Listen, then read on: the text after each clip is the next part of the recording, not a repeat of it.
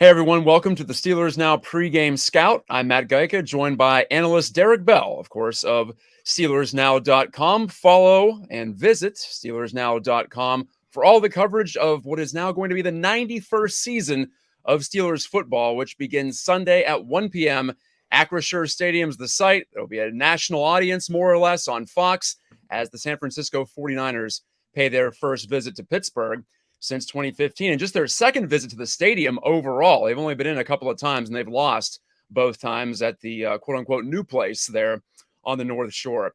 Well, Derrick, let's get right into it here on First Down. That's how we'll do it. We'll split up the show each week into 4 topics as we try to break things down on a granular level and give you some insight into what you should be looking for when you watch the game on the weekend. But first things first, maybe the biggest story in the NFL this week, at least until the Lions beat the Chiefs on Thursday night, was that Nick Bosa got under contract. He was holding out the elite edge rusher, the defending NFL Defensive Player of the Year, 18 and a half sacks last season. Well, he's going to be in the lineup. We'll see how in game shape he is, but he's going to be a presence. He's going to be a threat, and the Steelers are going to have a plan to neutralize him as he has signed the largest contract for a defensive player in league history. So I saw you tweet something this past week, so we'll start there. You made the correlation with the Steelers facing the Browns' Myles Garrett a couple times a year and how they handle him, how they give the linemen some help, how they scheme to try to at least neutralize and hold this elite rusher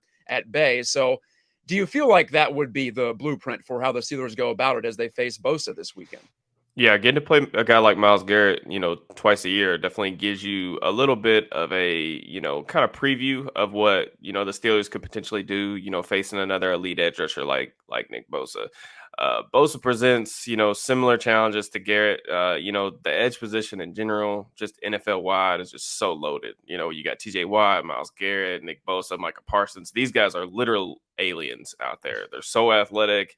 They're just absolute freak shows that you can't completely just take out of the game. You just got to hope that, they don't wreck your entire game plan. And a couple of things that make Bosa really difficult to defend is, his brother Joey is always been known as this like really technically refined rusher and, with the side scissors move. And there are things that Nick has taken from his game from a technical perspective, but Nick's even more athletic and even stronger.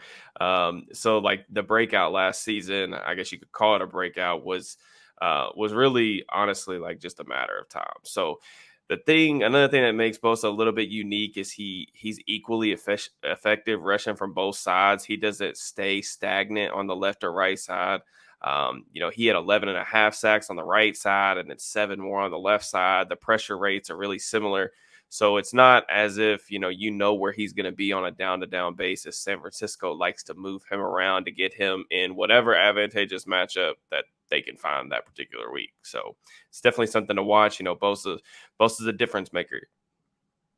Obviously, when you're an offensive coordinator, when you're an NFL team in general, you got to be prepped for the disruption of your passer. And so the Steelers, like you alluded to this week, they do have some practice at that.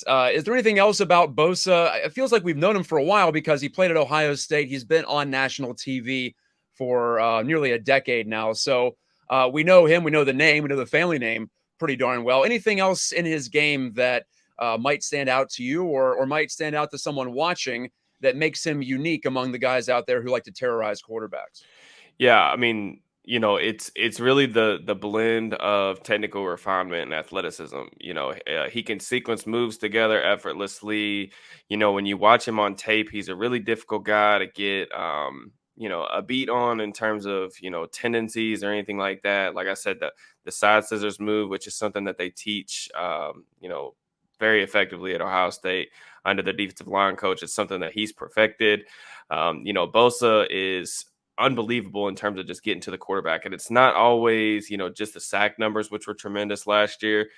He also led the NFL, I believe, in quarterback knockdowns. So, just consistently getting that pressure on the quarterback, it does a lot to, kind of mentally fatigue a guy when you know that guy's going to be in your presence, even if you are able to get the ball out.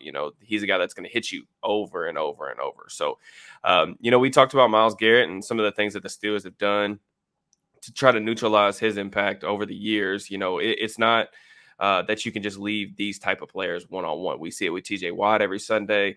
I expect a lot of 12 personnel. They'll probably do some bunch sets. They're going to chip Bosa. Anytime that the Steelers get in what I would call a obvious passing down situation. So your 2-minute drill, your third and longs, 3rd and 7, 3rd and 8 plus. You can expect the tight end to wherever Bosa is going to be lined up. They're going to chip him, and basically the idea with that is you want to make him rush twice, right? Like you don't want to allow him to just tee off with his ears pinned back against these tackles for the Steelers. So they're gonna try to slow him down. He's gonna get his. I mean, and he's gonna make a play. Like I said, I think the overall impact for offensive coordinators and kind of the idea there is just don't let him completely ruin the game. Don't let him get that strip sack, that big forced fumble, or that big, 3rd down sack late in the game or something like that. You just got to make sure that he doesn't completely win them the game.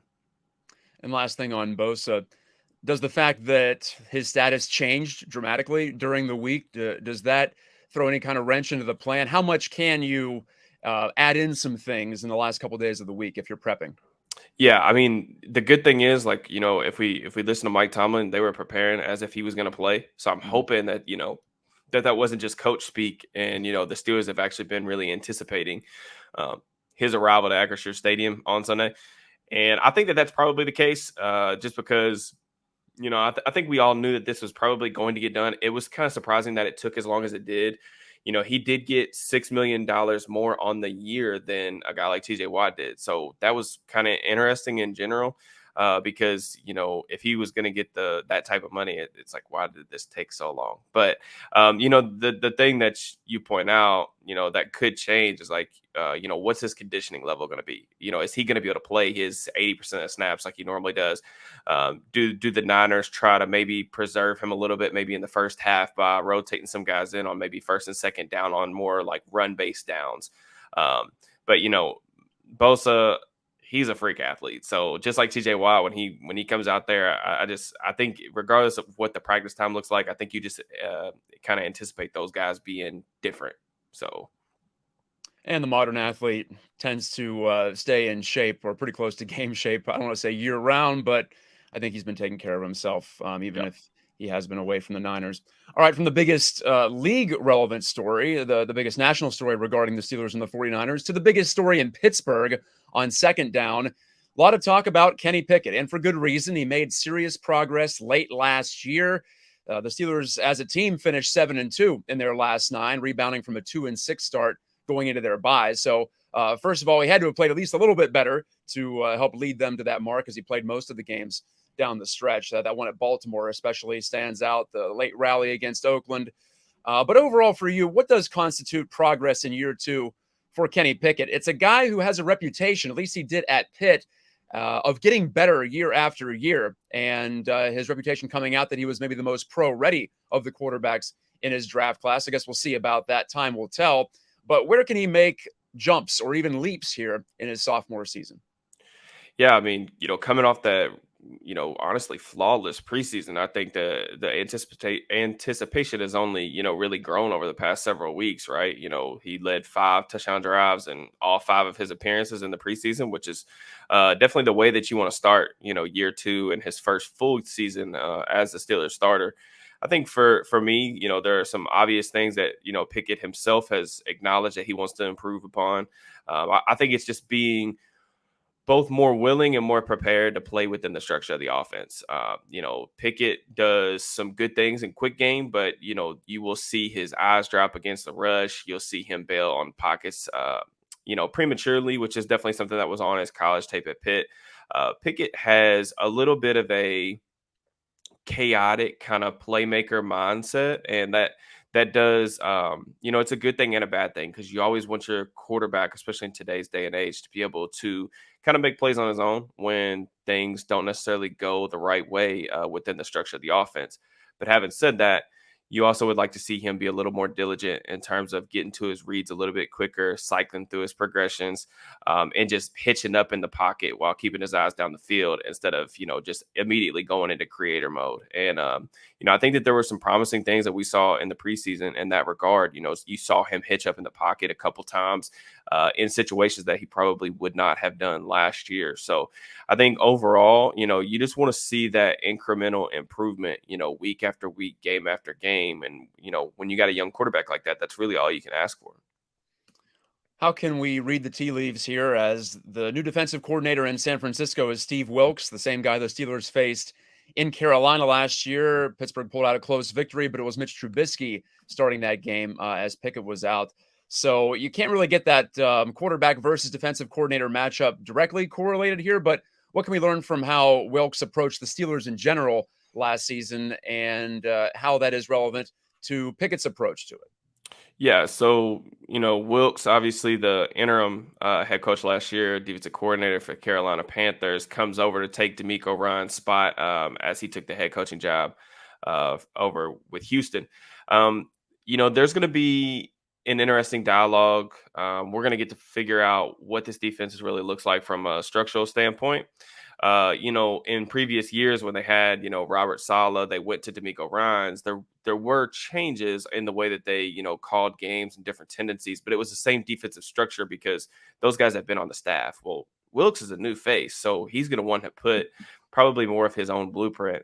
But I just went back and watched this week, kind of the Steelers and Panthers game, tweeted out some clips just to find certain things on how they wanted to defend Pittsburgh. And it was very clear to me, early downs, they wanted to roll a safety in the box. They played in stacked boxes, so 8 guys in the box or more on over half the snaps. Sometimes that's personnel dictated, but a lot of times that's just, that's the number one priority. We want to put guys in the box. We want to stop Najee Harris, force the Steelers in the 3rd and long. With that being said, even in passing situations when the Steelers would find themselves in the 3rd and longs, this and that, they were playing a lot of single high, which puts a lot of stress on your cornerbacks. Deontay Johnson absolutely ate last year, especially the Panthers' backup cornerbacks. They just had no answer for him. So I think, if the Niners want to play in that world of playing a lot of single high, the Steelers receivers are going to have, they're going to have their way, in my opinion. They're going to be able to make some plays and have some good opportunities to move the ball down the field. Yeah, I was just going to ask you, do you think the Steelers' running game has a better chance to make some hay against the Niners front, or do you think it might be the kind of game where Pickett can go over the top, or at least the receivers can be put in position to make some plays? Yeah, I mean, it's one of those things too, where the Steelers have told us all offseason, they want to be a really effective running team. They were really good last year running the football. They finished top 5 in rushing EPA per play. But you look on the flip side of that too. I mean, this Niners defense, all the recognition they get, year in, year out, and all the, kind of excitement over that group from a national media perspective, is definitely deserved. I mean, they were number 1 in defensive EPA per play, number 2 in rushing EPA per play, number 2 in passing EPA per play. I mean, they were good at quite literally everything last year. They've got, superstar players, not just Nick Bosa, but they got Fred Warner, who is probably just as much of an alien at his position as Bosa is, honestly, who's a really good cover guy. I mean, they've got underrated players throughout as well. It's going to be difficult, but I would say that the Steelers are probably going to try to remain balanced, try to run the football. But there is a chance that, that it could be a game where, Pickett has to kind of step up and do a little bit more through the air. The Niners have been strong defensively, it seems like forever, and it looks like it's going to be the case again this year. But, of course, we'll find out exactly how good as we get some games under our belt here, starting at Pittsburgh. Let's go on to 3rd down, and we talked about the Niners pass rush and how it might affect what the Steelers are trying to do.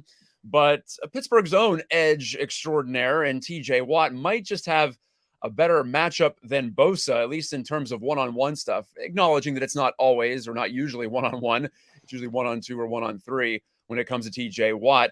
But how can the Steelers, their defensive coordinator, Terrell Austin, dial up a scheme maybe to help Watt make some hay? Because he's got an opportunity against West Virginia University's Colton McKivitz, who just signed an extension. He's the new starting tackle for the Niners on the offensive side, elevated to full-time starter, presumably here.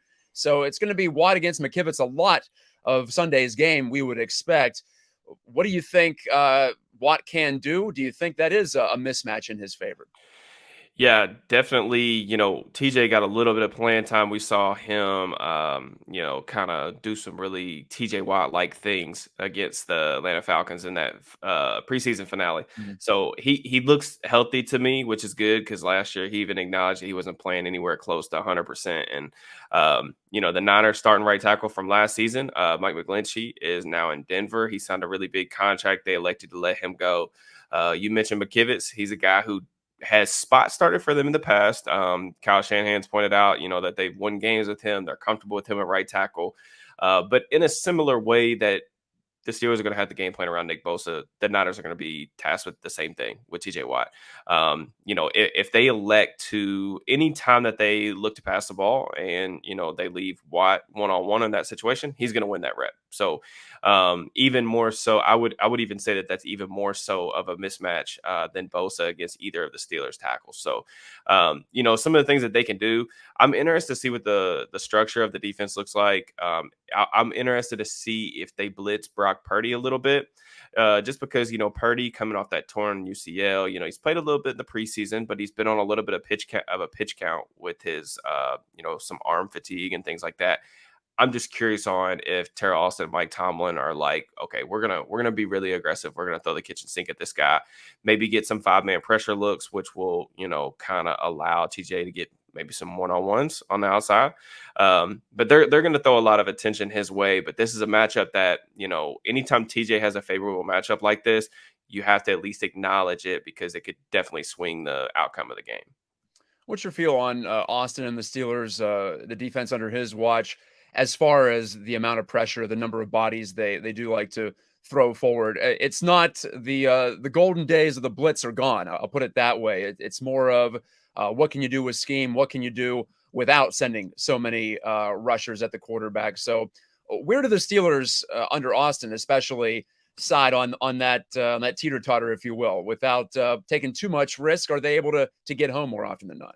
Yeah, the Steelers defense last year was a little bit different. I think the bigger thing was you saw more kind of split safety looks, just alternating between little less single high, more two high shells. The Steelers have always been known as kind of like a blitzing team, but they were only 10th last year in blitz rate. I don't know if that's going to go up or down.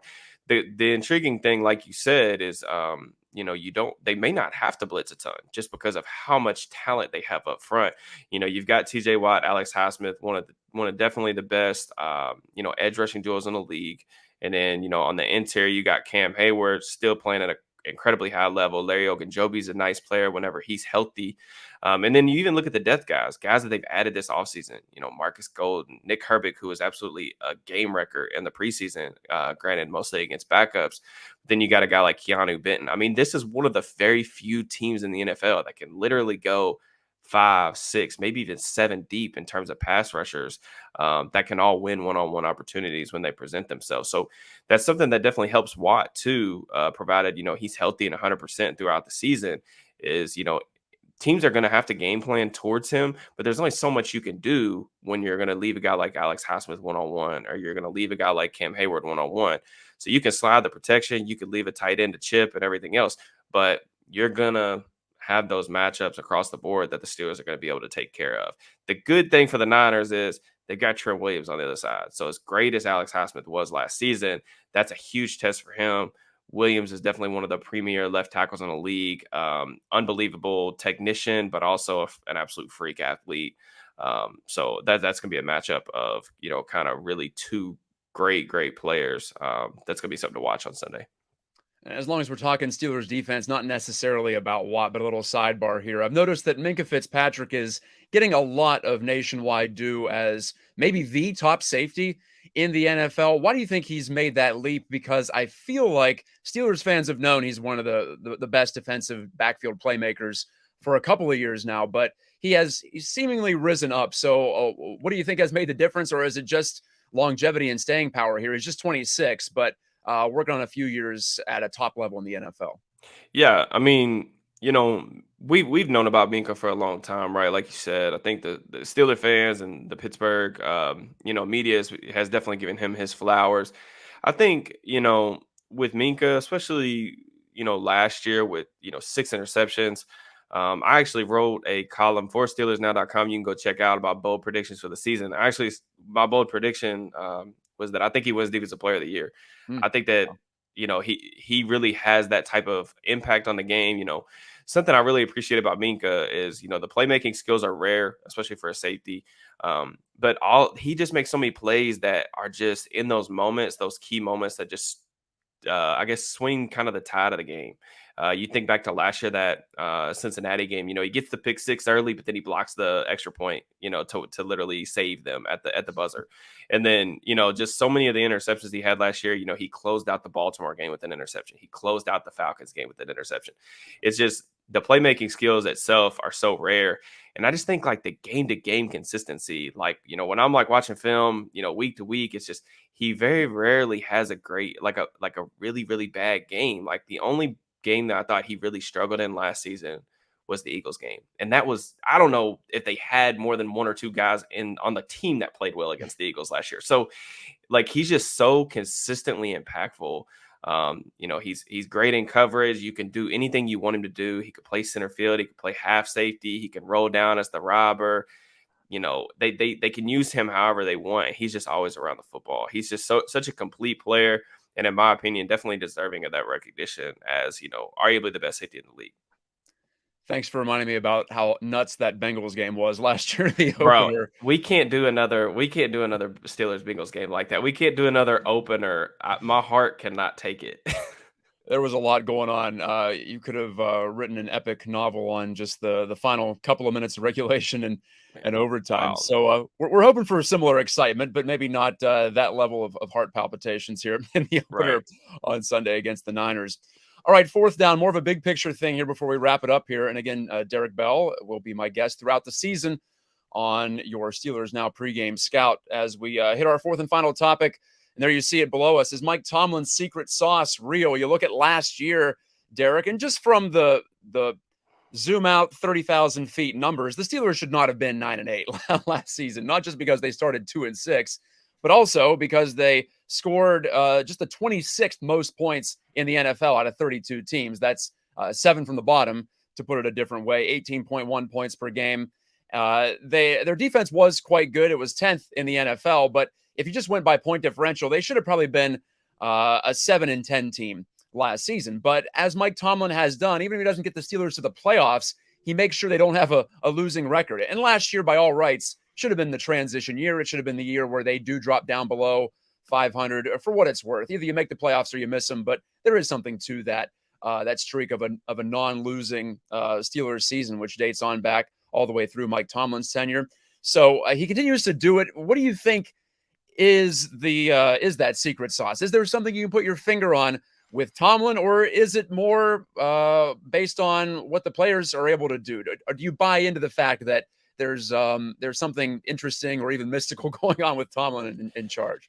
Yeah, it's hard for us to kind of quantify, I guess, because we're not in the room, right? And I think you just have to acknowledge Tomlin is, he's one of the best, I think, floor raisers in terms of coaches that we have in sports in general, not just football, but just across all sports. I mean, it just the results, they speak for themselves. Never having a losing season since he's been the head coach here since what 2007 now. I mean, that's an incredible feat in and of itself. And I know that people are frustrated with the lack of playoff success in recent memory, but I just think the process, they're already kind of, in my opinion, a little bit early on this rebuild. You go 9-8, you barely missed the playoffs last season.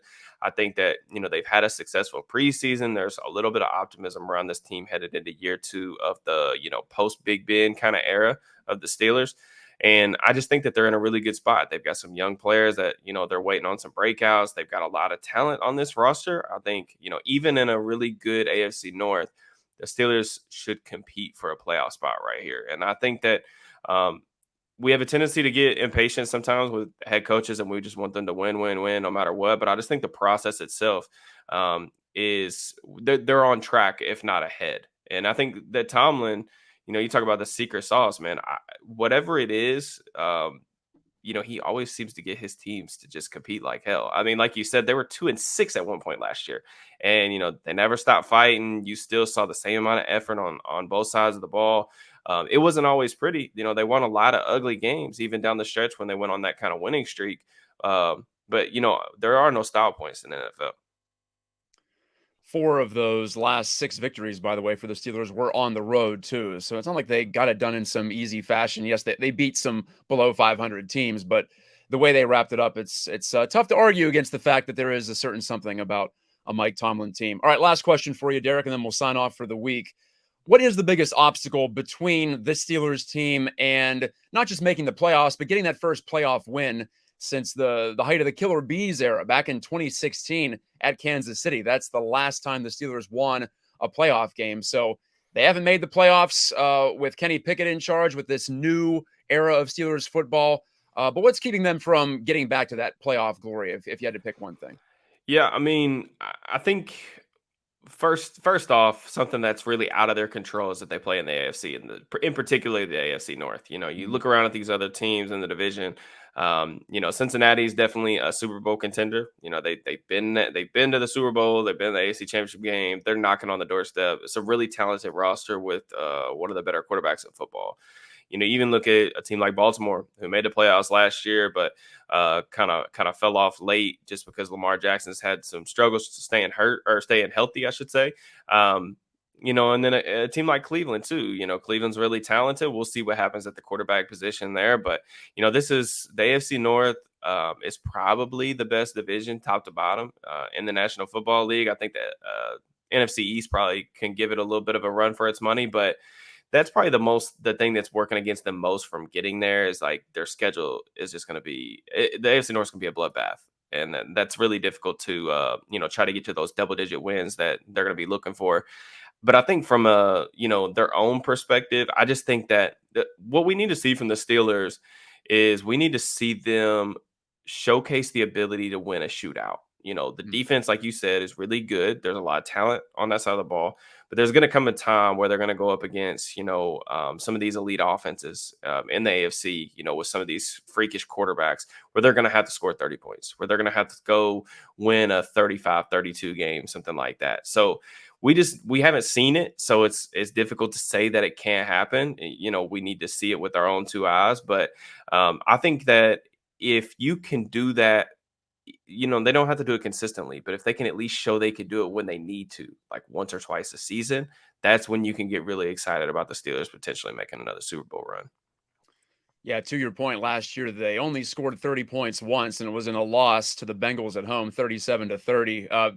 Here's their point totals in their last 6 wins last year: 24, 19, 24, 13, 16, and then 28 in that season-ending win against the Browns at home. So yeah, that is something they have to tick off. And obviously in today's NFL, you're going to have to win some of those games eventually. You can't just limit it like you used to maybe certainly in the 70s, even into the 90s and early 2000s. There were some Steelers teams that you probably just needed 3 touchdowns to win, but that's not going to be the case more often than not in this era. All right, Derek, I had a great time. Thanks for joining me on the Steelers Now pregame scouts. Anything else you'd like to share as far as where folks can find you on social media and also on the website, of course?